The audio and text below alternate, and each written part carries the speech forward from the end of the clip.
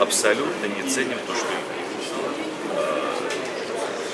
мне так посчастливилось в силу профессии и жизни опыта во многих побывать.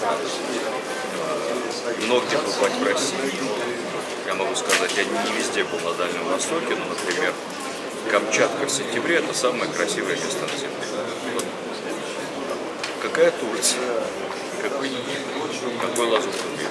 Просто не с чем сравнивать. И, конечно, каждый русский человек должен побывать на Камчатке, каждый русский человек должен побывать на Сахалине, на Дальнем Востоке, Ленские столбы Якутия.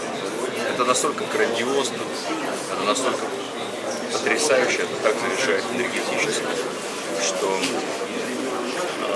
с этим не сравнится никакие Эмираты, никакой Таиланд. Гражданам надо продавать сформированный туристический продукт. Понимаете, гражданин, к сожалению,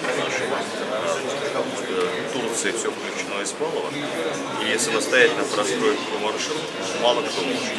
Поэтому надо, чтобы туроператоры сами формировали в рамках Восточного кольца турмаршруты недельные, двухнедельные, экстремальные, комфортные, на 3 звезды, на 4 звезды, с переездами на поезд, с переездами на автобус.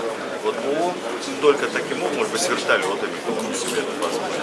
Вот только таким образом эти продукты будут продаваться. Иначе это будет просто красивая обертка и много пиара вокруг ничего.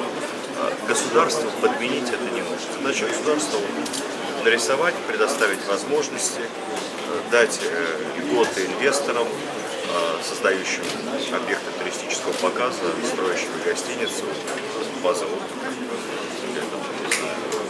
охотничьи сторожки, все что угодно. Но, собственно, организовать это, безусловно, должен быть. Тогда я думаю, что вот мой заместитель поехал сейчас на Камчатку в этом августе. Он рассказывал, пакет все включено. Он просто звонит в агентство, ему сразу продают двухнедельный пакет.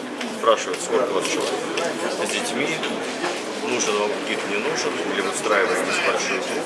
Это уже говорит о том, что постепенно, это не дешево.